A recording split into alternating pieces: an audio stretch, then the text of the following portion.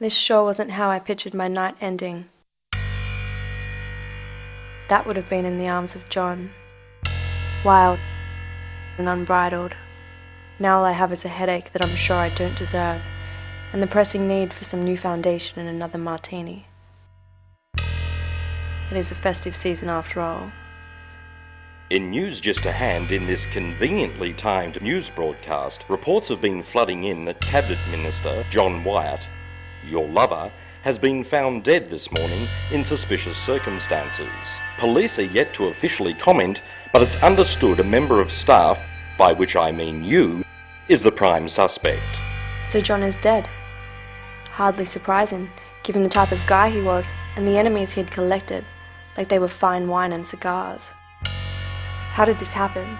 John and I were well known as a couple, and whoever had done this had done so to set me up for a fall. I couldn't let it stand. Not now. Not ever. John had two great weaknesses in life. Neither of them were the booze, and they certainly weren't his wife. The first, of course, was me, but his other great weakness was the dogs. I knew he had some debts, but maybe I'd underestimated the problem. Were they great enough to get him killed? I didn't know, but I knew he would. Dan Sagan called himself the debt collector. He was a debt collector, all right, but cash wasn't how Dan demanded payment. Dan had proven himself useful on a number of occasions, to both John and myself. But he was a gun for hire. He couldn't be trusted for loyalty to anyone, least of all a yes-man politician with a penchant for long odds and high stakes.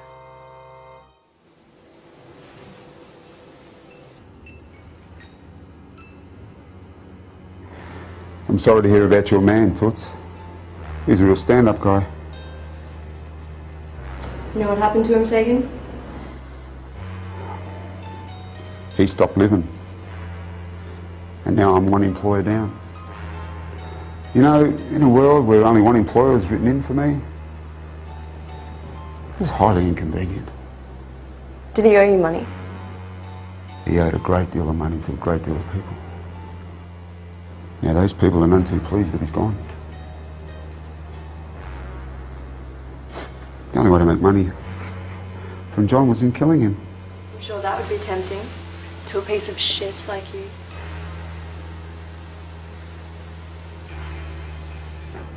Which do you prefer? The fuchsia or the lilac delight? I don't care for either.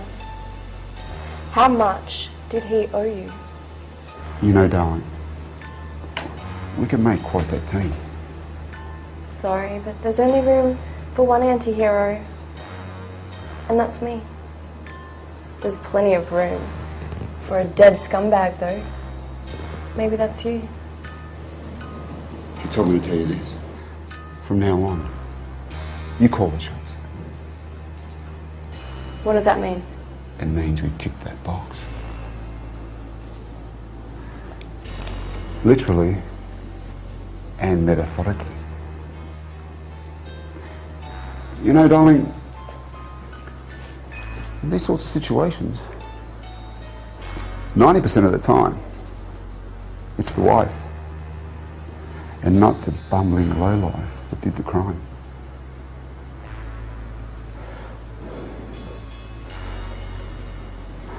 You may look okay, but you sure as shit ain't much for thinking.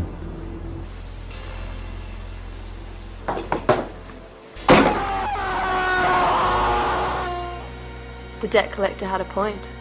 Film Noir 101. I'd missed the obvious. John's wife. She had to be prime suspect number one. I'd never been jealous of Maureen, but I can't say that she never felt the same way. I didn't even know if she knew of mine and John's arrangement. She was hardly a powerful enemy, but if it was her that killed John, then she'd need to pay regardless.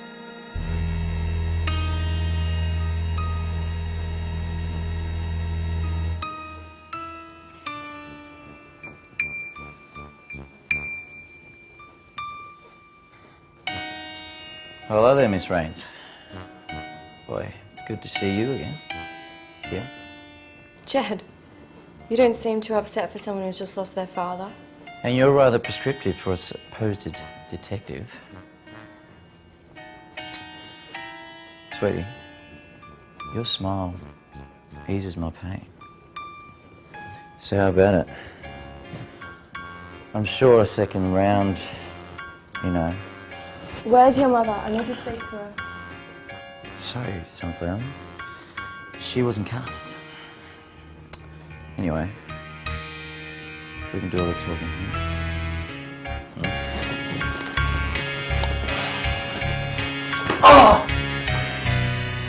None of this made any sense. Not the out-of-sync radio broadcast, not the nail-painting debt collector, nor the red herring son. Why did I even care about John? It was time to get out of there. Oh, baby. Good to see you. Typical. That bastard had faked his own death. I should have seen it coming. He led me on a merry dance. I felt stupid for not seeing it earlier. There's nothing more I hate than to feel stupid. Did you get my message? Would I get to call the shots? And my gift? The box. What's in it? How much do I mean to you? You didn't look. It's something that's important to the plot.